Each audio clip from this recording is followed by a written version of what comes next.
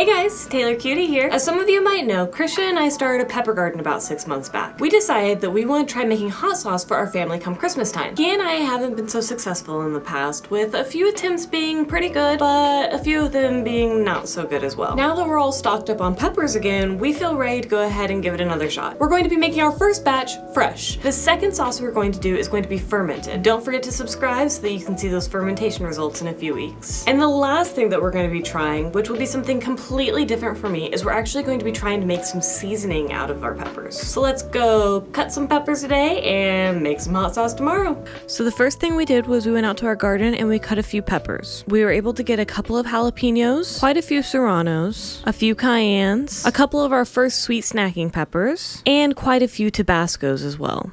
After we got the peppers inside and cleaned off, I went ahead and sorted the peppers. We decided what peppers we wanted to go into our fermented sauce, what peppers we wanted to go into our instant sauce, and what peppers we were going to use for the seasoning. So after cutting the peppers up, I went ahead and took the first handful and put them in a magic bullet cup for our instant sauce. I went ahead and got the other handful of peppers and put them in the jar for the fermented sauce. Continuing with the fermented sauce, I added garlic. The garlic clove you will see is very small. It is actually from our garden also.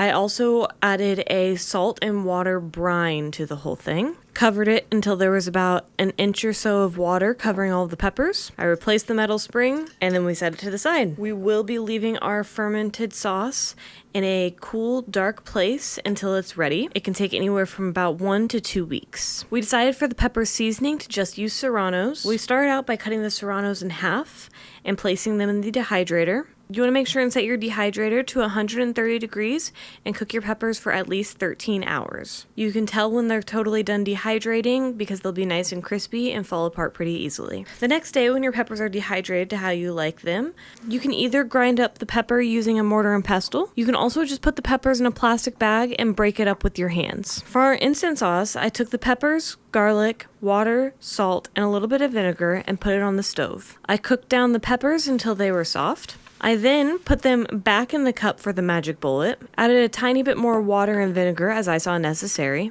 and then I blended up the concoction until it was a consistent thickness. Once I had blended it, I put it back on the stove. This time I cooked it down to make it a little bit thicker. Once it was to a thickness I liked, I waited for it to cool and put it in a container. Don't forget to hit that subscribe button to see what happens to that fermented hot sauce in a few weeks. And until next time, I hope you all stay happy and healthy, and I'll see you all later. Bye!